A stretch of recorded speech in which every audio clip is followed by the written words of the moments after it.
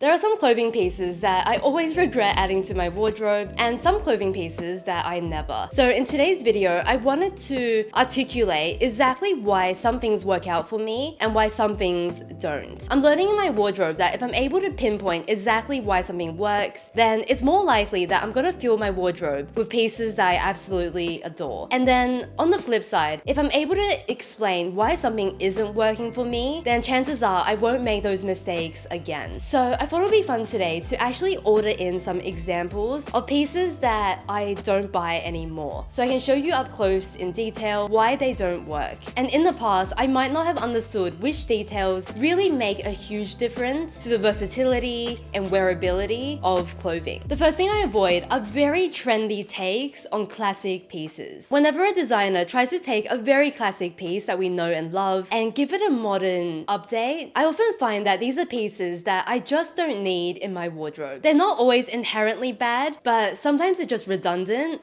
or they're actually less flattering than what I have in my wardrobe. This jean here is lower rise, it's very baggy, and it's got a vintage wash that leans very casual. I don't think you can dress these up to look smart. This jean is a very classic shape, but then you've got the two rips that really take this jean from classic to something that can only be worn in a more casual vibe. So it really kind of cuts that versatility down to a fraction of what it could have been. So with regular jeans, you can probably take it from very casual all the way to smart casual, and if you style it correctly, it can even go into a slightly more put together outfit, and you can't really do that with these jeans. Another reason I always regret buying this is that in the long run, I'm more likely to regret these. So 3-4 years later, when I look at these jeans, they're very specific in design, and I might not want to wear that anymore for my style then. Whereas if the jeans are classic, chances are they will still work for me, even if my style has evolved. I also kind of believe that a trendy take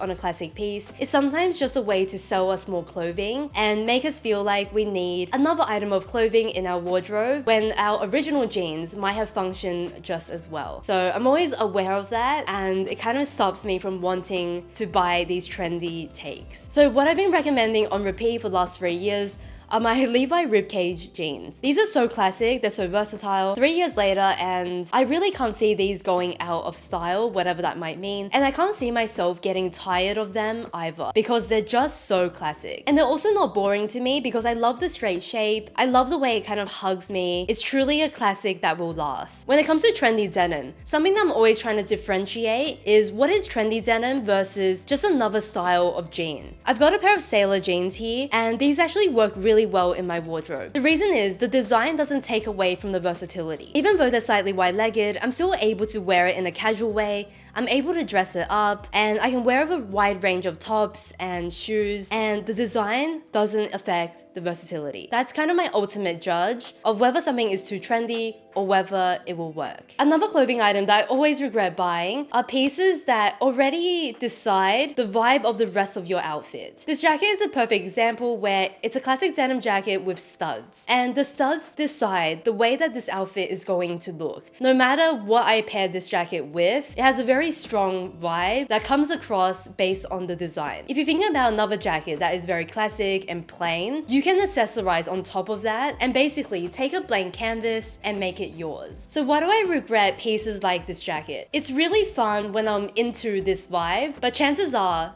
a week later, a month later, 3 years later, I'm not going to like this vibe anymore. And I rely on being able to restyle clothing from one vibe to another. That's how I get the most wear out of my clothes, and that's how I'm able to keep my clothes for the longest. And then I like to look at the specific details and again ask, how does this affect the versatility of the clothing? So in this case, they're like silver gunmetal studs, and I do feel like with the amount of gold I wear, it does clash a little. I'm all about mixing metals, but mixed metals is also a look. So right now, for example, it just doesn't feel like the right vibe for me. That denim jacket, by the way, was a little expensive. It's from All Saints. This one I'm wearing is from Uniqlo, and I adore this one. This one has a perfect shape on me. I love how soft and pliable it is. It's not rigid or stiff, which makes it a really great jacket, but also layering piece inside a coat. This feels like a lot better value, cost per wear wise, and just like in terms of actual price. Whereas this, especially given how many times I'll wear it, I don't think will be worth it. This t-shirt is exactly the kind of piece that I have purchased in the past and regret. So sometimes I have a new favorite color. Right now it's green. So in the past, I would just focus more on the fact that it's green and I look good in greens, so it'll work. Whereas now I know that it's not all greens that will work. This actually feels a little bit off on me and I don't love the way it looks. So these are the kind of pieces that I'll bring back into my wardrobe. It'll sit around, I'll never really gravitate towards it. And I used to be very confused about why it didn't work when something else in green gets so much more wear. And sometimes it's just a subtle change in undertone. It's a subtle change in the depth of color. So light or dark might suit you more. It's often these details that take something that is just okay into something that I adore. This one for me is just okay. My alternatives here would be something in this olive shade. I adore this shade of green. It's kind of why I chose this jacket. I think it's really beautiful and it's a color that I'm always so happy to wear. It's a deeper shade that's slightly warmer and I think it suits me a lot more. Same with this shade. It's a little bit deeper. This one is more of a neutral green and I also love the way this one looks. This is another clothing piece that I just can't let myself add to my wardrobe because I know that it's going to be a regret purchase. My biggest issue with pieces like this is the upkeep. So when they wear pieces like this, the way I like to care for it is that I do hand wash it. And then I basically try to press all the water out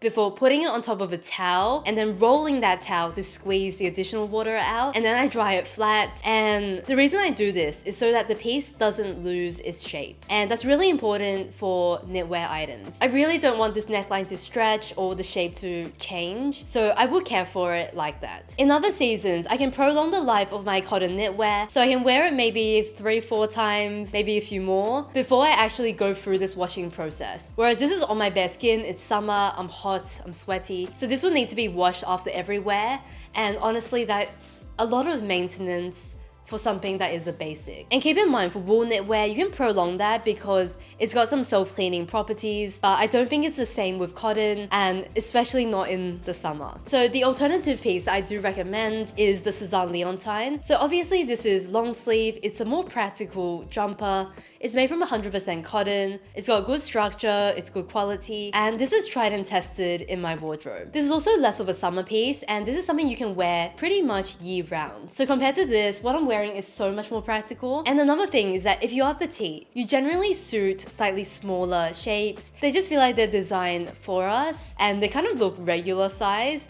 Whereas with ultra large shapes and stripes, it can sometimes feel a little bit too blocky and overwhelming. Something I really love in my wardrobe are statement jackets. I just love the idea of wearing something very simple and then putting on a jacket to make the look. It makes winter dressing so easy, and I love to have an option or two here. A statement jacket of all things needs to be a super curated purchase, and it can't be anything. It really has to be something you love. This is the kind of statement jacket that would definitely end up as a regret. The reason is because this is a piece that immediately I can see that it will cut into the versatility of this jacket. I have to be very specific about what I wear inside because you can see the sleeves on both sides, and this is immediately something I would put back because I would see that as a bit of a deal breaker. The other thing I noticed is that of course it cuts into practicality because now I need to think about how I'm gonna layer inside this jacket, whereas I really want a jacket to be a throw on and go kind of piece. I mentioned in a video at the end of last year that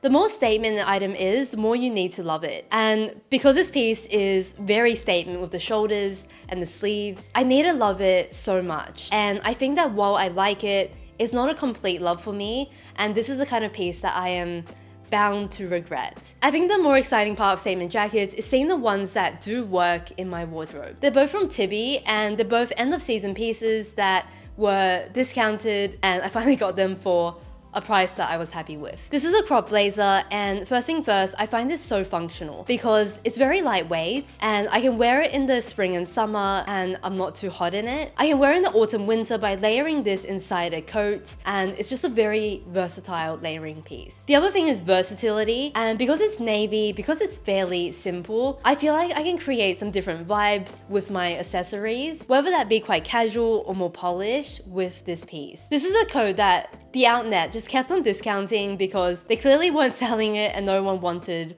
to buy it. But I saw it immediately and just knew that this was the perfect piece. It's got some of my favorite colors, khaki, it's got some bright blues, and because I love the color palette so much, I'm frequently reaching for it in the winter. Every time I'm going for a night out or something a bit nicer, I wear this coat. It's versatile in that it's got many different colors, but I always feel like it goes well with neutrals, and I can also pick out one of the colors on the coat and wear that on the inside to give a slightly different look from time to time. Now remember, if we compare it to this jacket with the sheer sleeves, I feel that the details on this jacket really affect the wearability, whereas for my two pieces, the details don't really affect the practicality or wearability of the piece. Some of my most expensive clothing regrets are buying basics that are very high quality yet boring. I honestly decided I was only gonna have, X number of pieces in my wardrobe, so I really tried to make sure everything was beautiful quality and absolutely like top of the line. And while quality since then is something that I've always paid attention to, I feel like I should have also paid a lot of attention to the actual style of the pieces and making sure I didn't find them boring. My wardrobe looked like this for a while. I think there was a little Comme des Garçons, there were some Acne Studio t-shirts and basics, and my style was just so boring even though the clothing pieces were very fancy. I have definitely come to learn in my wardrobe that just because something is a staple piece doesn't mean it has to be boring. You should also be looking out for the colors, the details you like, and you should make sure that they're wearable with your daily lifestyle. That is what's going to make a staple piece rather than something being plain. You can definitely add a little color, you can add pieces that have some detail to them, and as long as you can see yourself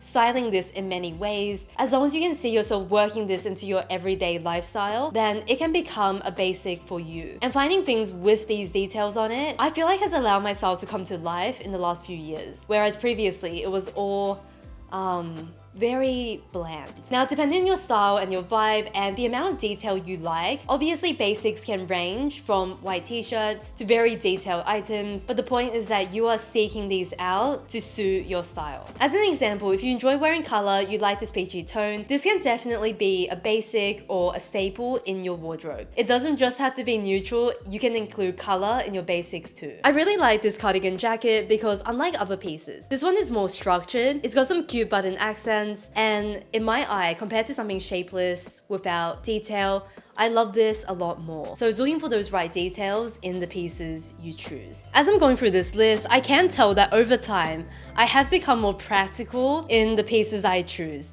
Because if it's not practical, it's gonna be a regret. And over here, this is another piece I ordered to share. This is an absolutely beautiful silk blouse. It's relaxed, it's flowy, and this is exactly the vibe I love in summer. But I'm generally no longer bothered to do the upkeep for summer silk pieces. If I was working in an office, it would be different. I would be bothered because I think it looks really nice in that situation. But when it comes to casual wear, I'm just a little bit too lazy for that upkeep. If it was another color, for example, if it was like a darker floral in silk, I think there might be more of a chance that I will keep it. But because this is white, after every wear, you really need to wash it. Otherwise, you'll start to get those yellow stain marks, which is not cute. Another big reason that I try to avoid them is because I truly feel like you can come up with some pretty good cotton or linen alternatives. I love summer pieces that are slightly sheer, very lightweight fabrics, and I've had this Uniqlo piece that fits that perfectly for about 7 years now. I can't believe it because I actually get lots of wear from this item and it's just the most beautiful airy white top. So it might not be as delicate as the silk option, but I think it's a very good alternative considering how much more practical this is. Something that comes to mind are also Dowen inspired white blouses. I think they make a very good alternative to the silk option I showed. The final item that I do usually regret are blazers that don't wear well throughout the day. So they're not crease resistant enough, and also blazers that don't have enough drape to really make them feel very elegant. What I see a lot in blazers that feel a little bit cheaply made or poor quality is that they often don't have heavy enough fabrics to make them wrinkle resistant, or they just didn't choose the right fabrics to be more wrinkle resistant. And I think that is a huge deal for me when it comes to blazers. You never want to be wearing a blazer where it's very creased, kind of like the situation here. Blazers in themselves are just meant to look sharp and put together, and anything creased will just look very cheap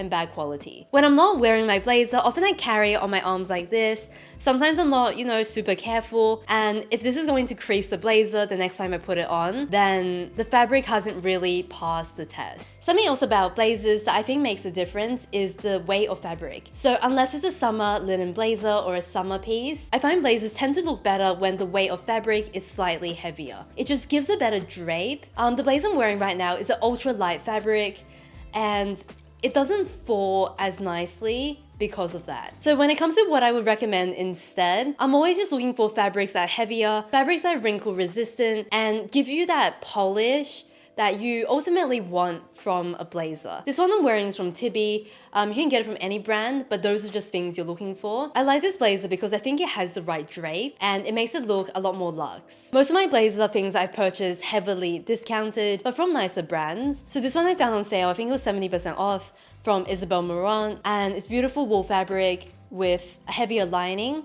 So it just kind of sits and drapes extremely well. I've said this before, but I really think it's true. In my wardrobe, my blazer collection is amongst some of my most timeless pieces. And even though I didn't wear it a lot, I think this past winter, I know that they'll be with me for honestly 10 years because they're so timeless and classic. And I love all the details on each of my pieces. So there you go. Those are the clothing items that I do always regret purchasing. Thank you so much for watching today's video. If you enjoyed it, go give it a like, subscribe down below, and I'll see you next week.